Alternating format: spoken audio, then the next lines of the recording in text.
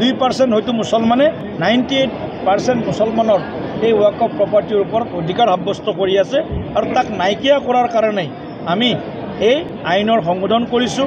৭৫ বছৰ ভিতৰত প্ৰায় ৬০ বছৰ কংগ্ৰেছে শাসন কৰিছিল। কংগ্ৰেছৰ শাসনত আমাৰ এই মুছলমানসকলক কেৱল ভোট বেংক হিচাপে ব্যৱহাৰ কৰিছিল। তুষ্টিকৰণৰ ৰাজনীতিৰ চৰম পন্থা অৱলম্বন কৰি কংগ্ৰেছে মুছলমানসকলৰ ওপৰত ঘোৰ অন্যায় কৰিছিল। আমছুৰ নেতৃত্বক মই এটা আহ্বান জনাম, আমছুৱে কংগ্ৰেছৰ দিনত মুছলমানৰ ওপৰত চলা অন্যায় যি তেওঁলোকক শোষণ কৰা হৈছিল সেই বিষয়বিলাককহে বেছি প্ৰাধান্য দিব লাগে। ৱাকফ বোৰ্ডে দুখীয়া আৰু পিছপৰা মুছলমান, মহিলা, বিধৱা, ছাত্ৰ ছাত্ৰী, যুৱ শক্তিকো ৱাকফ বোৰ্ডৰ এই যি আমাৰ সংশোধনী ৪৪টা যি আমাৰ সংশোধন অনা হৈছে তাৰ জৰিয়তে মুছলমান সমাজ ৱাকফ প্ৰপাৰ্টিৰ প্ৰপাৰ মেনেজমেণ্ট, ৱাকফ প্ৰপাৰ্টিৰ প্ৰপাৰ ইউজ আৰু ৱাকফ প্ৰপাৰ্টিৰ পৰা প্ৰপাৰ ইনকাম যিটো আমি আশা কৰোঁ।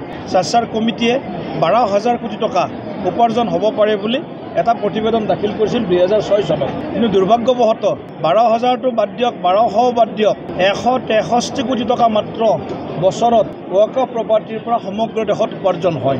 গতিকে এই গোটেই কথাবিলাকত ভয়ংকৰ দুৰ্নীতি, মিছমেনেজমেণ্ট যি কোৱা হয়। 2% হয়তো মুছলমানে 98% মুছলমানৰ এই ৱাকফ প্ৰপাৰ্টিৰ ওপৰত অধিকাৰ সাব্যস্ত কৰি আছে আৰু তাক নাইকিয়া কৰাৰ কাৰণে আমি এই আইনৰ সংশোধন কৰিছোঁ। য'ত মছজিদ আছে তাত মছজিদে থাকিব, য'ত মাজাৰ আছে তাত মাজাৰে থাকিব, য'ত গ্ৰেভৱাৰ্ড বা কবৰস্থান বুলি কোৱা হয় কবৰস্থানে থাকিব, য'ত তেওঁলোকৰ ধৰ্মীয় উপাসনাস্থলী বা অনুষ্ঠানসমূহ আছে তাত তেনেকৈ থাকিব। যি ধৰণে ৱাকফ প্ৰপাৰ্টিটো এটা খেলি মেলি চলি আছিল তেওঁলোকে ভৱিষ্যতত সেইটো যাতে কৰিব নোৱাৰে। মুতাৱল্লীৰ পৰা আৰম্ভ কৰি ৱাকফ বোৰ্ড, ৱাকফ কাউন্সিললৈকে সকলোবিলাক আমি শক্তিশালী কৰাৰ মাধ্যমত মুছলমান সমাজক ন্যায়হে দিব বিচাৰিছোঁ।